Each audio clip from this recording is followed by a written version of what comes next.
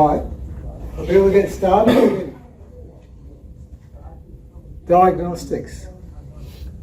Okay, many problems can be caused by systems and components other than the power steering. Okay, that was a lot in that video.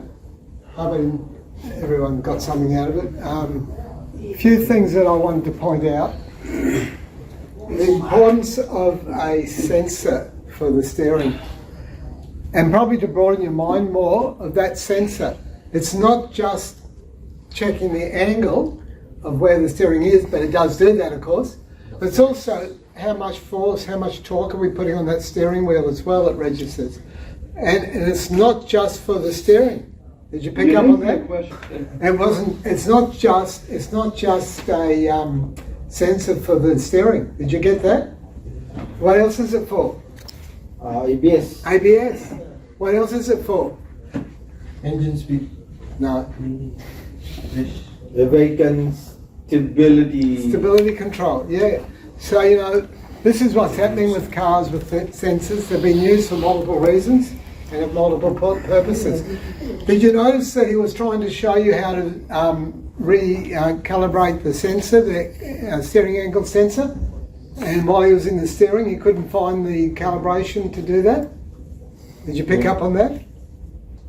Just a manual calibration. Well, it could be, but he was saying it could be in the ABS module, and he was in the steering module. So that is quite the case a lot of times when we do the steering from the steering sensor. model, you have to go to the ABS module. Because it's part of the vehicle stability control, which is part of the ABS. So. Okay, just a quick question. Yes. Like before they had like ABS model and stability model and then the steering model, right? Yes. So now they all put all in one, or is it like separate? Well, hang on. Can you rephrase what you just said? You said once they had a stability control, ABS, steering. The ABS and the steering, right? Yes. There were two different models before. There's still two different modules. But they liaise with each other. They talk to each other through the network. But I thought you might have said vehicle stability and ABS. Yeah. No, the same. Yeah, they are all together, the ABS and stability control. But again, it's still all tied in with the steering now too. When you've got electronic steering, the stability control is going to help control the steering as well, to keep the car under control, okay? My question was, I just didn't get that one when he was showing on the Chevy that steering control module, right? Yes. So nowadays, do they have all in one, or do they have a separate? No, as far as I know, the steering modules are separate. Oh. Generally speaking, anyhow. Things can change, but I'm pretty sure you'll find. All right, let's look at the power control module in a car. Let's look at the transmission control module. Are they separate or together? Separate. They're together mostly, but they can be separate. But most times when you say power control module, it will include the transmission control module. If we call it engine control module, there's a good chance that the transmission control module could be separate. But yeah, they can combine modules, but they're two modules in one in some cases, but they'll come up on your scan tool as separate modules. Okay? There's something else I picked up on that too. Did you notice that he talked about the TEC2 scan tool? Yeah. And then he said the MDI? The TEC2 is GM's original factory scan tool. The MD1, and then there's an MD2 that comes again later. Upgrades where they've got more modern scan tools for the factory, right? And he was saying that this vehicle, you can't use the TEC2 to do what he wants to show us. You have to use the MDI1, I think it's called. So isn't that interesting, that our scan tools get outdated very, very quickly, okay? And that's happening all the time. How often do we upgrade our scan tools in our workshop? Probably every 5 years at least, but maybe even sooner. Once you break. Not break. Once you break, then you get the other one. Many of our aftermarket scan tools become obsolete very quickly, and they can't be updated in software because there's newer types of scan tools, because technology keeps advancing and we need to keep up with it. So I think they're that's not cheap. No, they're not cheap, but they're not as dear as they used to be. My auto logic was just short of 20 grand. That was for doing about 6 or 7 or 8 maybe European cars. Couldn't do all the European cars. I had Snapple, and I think it was close to 10 grand, maybe 8 grand, I can't remember. My G-Scan was close to 8 grand. I mean, the list goes on. I had quite a number of scan tools. I needed them because there's so many capabilities that one scan tool is more better at doing than another scan tool. One scan tool will cater for better models of cars than another. Who knows what the best scan tool is? Pico's not a scan tool, by the way. Good morning. Who would like to tell me what the best scan tool is? I use Trandon. Launch. Trandon. All right, I'll tell you what the best scan tool is. Okay, the best scan tool is the OEM scan tool, the factory scan tool. Okay, it will do everything you need it to do and everything that the manufacturer wants you to do. An aftermarket scan tool will have limitations. They always have limitations. Just one question. Like for example, if I am buying OEM Toyota scan tool, right? Yes. Does it gonna cover all the Toyota vehicle, or it just Up to when you buy that car, Yeah. but when technology improves down the track, it might become obsolete because they'll have an advancement. Or can you for that. upgrade, or just you need to just buy? You can get upgrade software, but it may come to a point where you need to upgrade the Okay. hardware as well. So everything has its life expectancy, its life limitations. But we in the aftermarket deal with such a broad range of vehicles. I think here in Australia at one time, it's probably more now, but at one time there were 64 different manufacturers of cars that we had in our country, and we import all our cars now. The same time in America, there might have been 32 different makes. So we had double what they had to actually have to cater for. Are we going to be buying 64 factory scan tools in a workshop if we're Nope. going to make profit and be No. economical? So what we have to do is we have to buy the aftermarket scan tool. It's becoming more and more noticeable that people are specialising in certain makes and models more than they used to. Maybe not in all shops, but I tend to get the feeling, and I could be wrong here, I stand to be proven wrong, but I get the feeling that those that specialise in Mazda, or if they specialise in European cars, or specialise in Asian cars, whatever it be, okay, they tend to do pretty good because they start to get good at that one make of car. They can afford to buy a factory scan tool. They can afford to get more training in that range of cars. They don't have to have such a broad knowledge, you know. And people start to realise, okay, the dealership, people that go to dealerships go there, why? Because they perceive that that dealership knows more about their car than a normal mechanic, in some cases. We know that that's not true. They get some training, yes, but they're not always experienced like we are in the aftermarket. But the public don't see that sometimes, particularly on a new car. But those that are specialising in a certain range of cars can come across with almost the perception by the public nearly as good as a dealership, but a lot cheaper. They may not be cheaper, by the way. They probably are. But what I'm trying to say is, I think in the future we're going to see a trend where more and more aftermarket people are going to get into specialising. Okay, we'll see where I stand on that in the future, but I think that, and the reason I think that is too, because I think that's the only way, the aftermarket can properly survive. Because there's so many different makes and models there's so much that we have to know now. How can we cater for the broad range and do a proper job on every car? Are we going to get caught sometimes? Yeah. And do we get caught sometimes? I think the problem with the aftermarket is we're stuck in our old thinking. We're not seeing the future properly.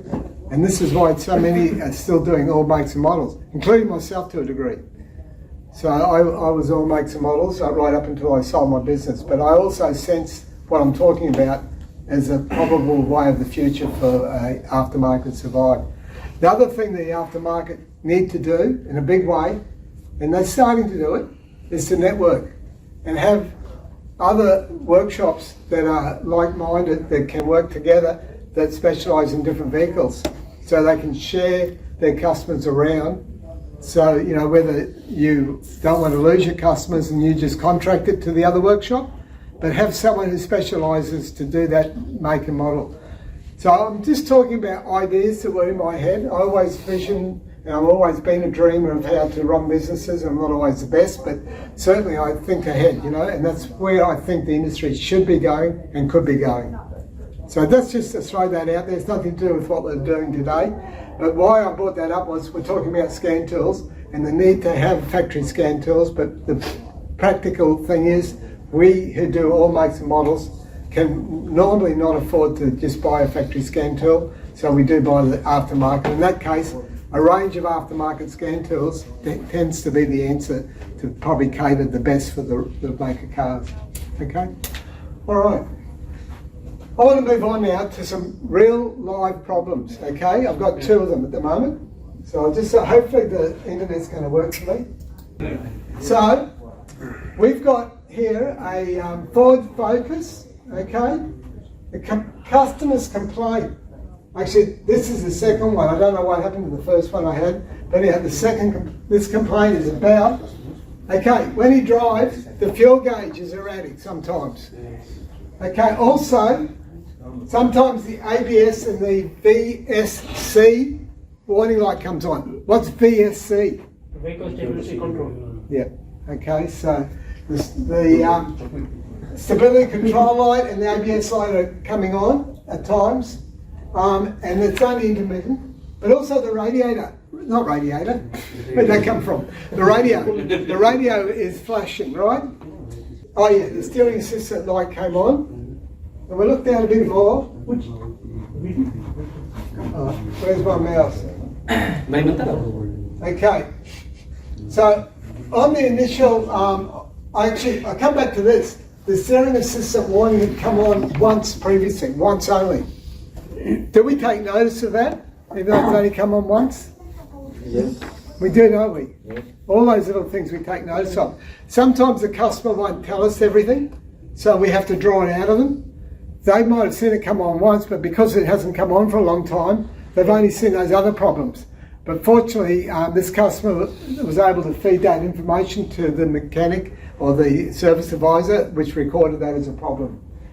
Okay, on their initial road test, there was no problems. Everything drove okay. Okay, so on one occasion, turning the steering wheel down on the right-hand side coincided with the ABS and the traction control light coming on one occasion. So this is in the workshop. So a full scan was done. So they do it not just to scan the steering or whatever, but they scan the whole vehicle and see what comes up. It was also interesting to note that the power steering module says the fault codes were present across the power steering module, the ABS module, the instrument cluster. So there's more than one thing we're dealing with, we're seeing. Who agreed that there's more than one thing wrong with this car at the moment? Anyone? No comment? We'll see what codes came up. So, these are the codes. What's the B code stand for? Body control. Body control. What's the ABS? Body. It's a body control. The battery voltage was too high. What's the U code stand for? Under. No. Chassis is C. B B is body. unit. Is power. I told you last week you were here. No one can remember? Brian knows. What's U stand for, Brian? What does U stand for? All right, we'll go through them. Okay? P is for Powertrain. power control. B is for Body. C is for Chassis. chassis. U is for Unit. sorry. Universal. What was that? Universal. Universal. No, that's a good try though. No. It's for network problems. Oh, Okay? Network. Stands for Utah. Utah was a very early protocol used when networks of computers in cars or modules in cars were first invented, I guess. And just like our home computer, computers are networked together. But U is for a network problem, okay? Communication, or a communication problem, okay? Who's not going to forget that next time I ask? You are.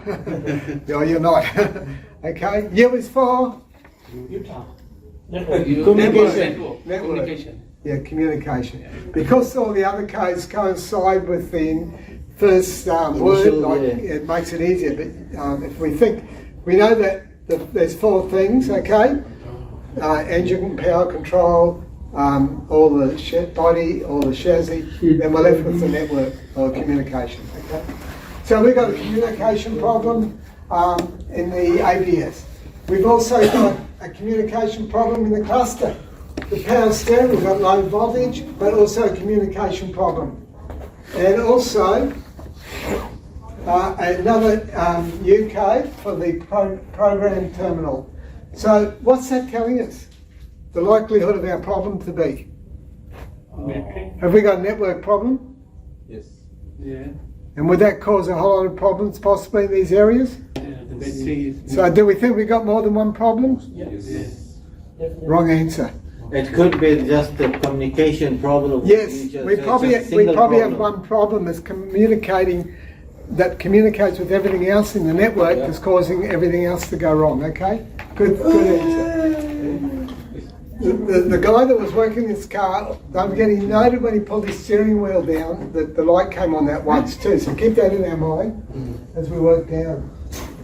So, he looked at live data. Namaskar.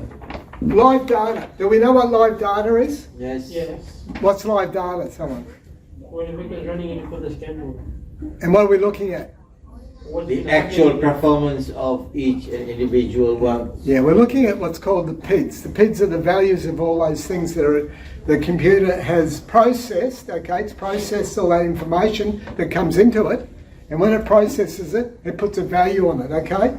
So when we look at a scan tool, we realise that we don't see the actual sensor, but the sensor's fed information into the computer for the computer to do an algorithm to give us a value. Does that make sense? So we're going to look at the live data, and it sees the steering angle sensor is conducted and no evidence of dropout. So he's looking at the angle, you know, as he's turning the steering wheel, nothing's dropping out. He conducted, what have we got here? So it's upright. So he went on then and did a voltage drop test, which is a wise thing. Some of you who started with me would know what I'm talking about when I talk about voltage drop, okay, testing. When we do electrical, we're going to go into things very much with things like voltage drops, okay, and testing powers and whatnot, and looking for both ground voltage drop and power voltage drop. So he's done all that and found them to be all okay. So there's no problems there. So then what did he do? He started to do a current draw. All right? He's got a very old looking amp clamp, but he's using an amp clamp to see what the draw of the amps are on different things. And he's done an amp check. He's checked the fuse. There's an 80 fuse amp fuse, right? So now he's using that fuse to do his amp test in that area there. He's probably put a loop around it and he's clamped it to check the amps when he's working the power steering. He found 79 amps under light steering. 79 amps on an 80 amp circuit is a heck of a lot of amps to be drawing, okay? So he found that, and so that was found to be 79 amps under light steering load, indicating excessive current draw by the power steering pump. All right. So what did he do with that information?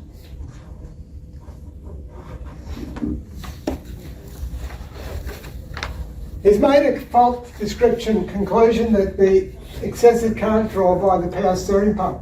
So the pump was replaced. He's replaced the pump with a reconditioned unit, and the post-fitment current draw of no load was 11.7. If we look at the previous one, which I didn't read out before. Where are we? Come down. Here we go.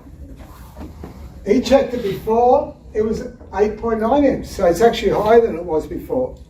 If you think about it, if the car's not driving, or if it's going very slow, are we going to have more assistance in the power steering or less?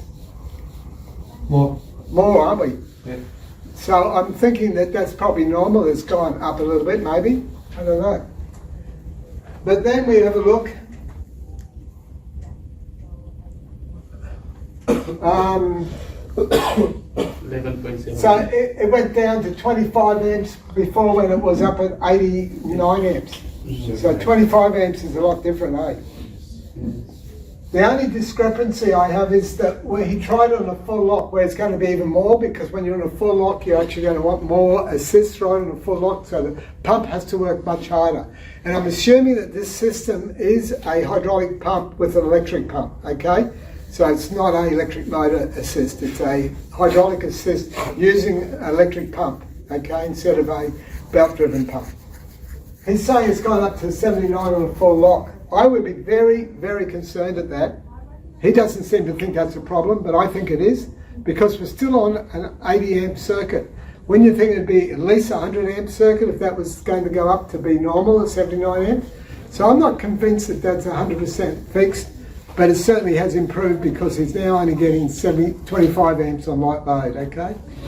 But I'm just going through the process that he went. This is nothing I've done in my shop. That's what he did in his shop, and he's put it down and shared that with all of us, okay, how he found the problem. So I just thought I'd go through one. There was another one before that that didn't come up for some reason that I couldn't get to work, but it was another case. I'm pretty sure it was a module problem, and I'll just run through it. He had faults with the power steering where the light came on. When the light came on, he lost assistance, okay? So he put his scan tool on it, and he had no record of a power steering module in the system. He had a fault code for a U code. The U code was obviously a network code similar to this, but did not show up with the power steering what do you call it, module showing up on the CAN bus network system. He went to the module, after doing some checks, he disconnected the module and connected it again, and when he connected it, it fired up. So he put his scan tool on. And he went from having a U code to having a code about the steering angle sensor fault. He tested the steering angle sensor, it was perfect. So he ended up determining that the module was playing up. He put a new module in, he put a second-hand module in, sorry. He had to reprogram that module to suit the car, set it all up, his problem was fixed, never had a problem again. And I wanted to highlight that fact that he put a second-hand module. You can get away with putting second-hand modules in some cars, right, particularly older cars, but the newer the car, the less likely you're going to be able to use a second-hand module, because they get programmed with the VIN number, and they all match the VIN numbers throughout the car, and you put a different module in and it will not operate and be compatible or programmable. If it's a brand new virgin module, you get to put the VIN number into that module when it's new, and then you put the software on and it's all okay, but you can't do that with a used module on some new cars. You don't get caught. Plenty of people are getting caught. I had a case, and I have shared this story with you some time back. I put a second-hand instrument cluster into a late model Emerock, and it wasn't compatible because it was coded with a VIN number. The EEPROM, which has a read-only program in it, is only programmable once, and it gets programmed with the VIN number in it.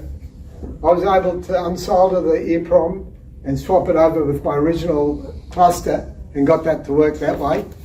But even that's getting harder to do with new cars because their computers are so compact that you can't pull them apart and do things like that. So yeah, the newer the cars, the less likely we can put some second-hand parts in. Even transmissions, to put a whole transmission in, sometimes the module is built into the transmission in the valve body and we can't change it. So I think you got caught with one once, Mohammed, with the transmission playing up that was second-hand. Oh yeah, in a Even the Audi. Audi, yeah. So what did you have to do in the end? They had to change the module Yes? from this transmission to that, and Yeah. they changed Yeah. something in the cockpit. Yeah. But it's not simple, is it? Yeah, no. Not simple at all. So with us coming into, you guys particularly coming into where you are in the industry, things have changed from when I was in the industry, and these are the changes that we're seeing. So what I could get away with, you won't be able to get away with. In other words, you'll have to be buying brand new modules. If you're going to be buying a brand new module, and you're going to be spending, you know, 5 or 6 grand on a module, which is unheard of, are you going to be sure you'll diagnose that car properly before you spend 6 or 7 grand on a module or whatever it is? You want to be, won't you? We want to be very sure. So I'm building in your minds, you know, it's no good anymore that we just throw a part of the car because we think something's wrong. We need to diagnose that part properly and know that there's a problem. And we're talking about steering today, so relate this back to steering. If we have a problem with the steering, are we going to put a new steering module in unless we're sure? And we don't put any part in unless we're sure, for that matter. So we need to be sure, don't we? We need to do things. I used to double check and triple check by doing double or triple types of testing. All right, I've done my first test. I put an oscilloscope on the sensor and it's not reading properly. Okay, is that the sensor, or have I still got a voltage drop somewhere that I've missed? So I get my voltmeter out and check. You know, I do different things just to double check, triple check that I haven't missed anything before I go and buy a sensor, because I want to be sure. And when I do it with the customer is I'll say, I found this fault in your system, but I can't go and check your full system until we fix this part up. So once we put this part in, then we can check your full system, just in case there is another problem. We've got to cover ourselves. If I tell the customer, this is the problem with your car, if I put this in and you spend this money, your car's fixed, and then I find there's another problem, am I going to be able to go back to that customer easily and make him put another part in the car? You're going to lose confidence with me? Yeah. So we have to be careful how we sell ourselves to the customer, okay? Or how we sell our repairs to the customer is what I mean. All right. Any questions, by the way? Sir, do you have experience, for example, do you have an experience telling to one of your customer that I need to fix this part to be able to know if there is something wrong with another part or something like that? How do you deliver it? As long as I'm confident in the way I present the problem, I don't think I've had a problem, but it's important you communicate correctly. So not only do you do it on the phone and talk to the customer, you do it via email or text message so you have a backup, okay? And you state very clearly that this is part of the diagnostic process to replace this part is part of us being able to properly diagnose your car to find out if we fixed it. Don't even say fix it, to find out if we have, so we can go forward with our diagnostic checks thereafter, okay? So that they are well aware that we're not fixing their car, but we found a problem with their car, and we're only fixing that problem so we can move forward to the next stage. Okay? 99% of the time we have fixed it, but that 1% time we want to be able to cover ourselves. Okay? There's the correct way to pull the steering wheel off. Okay?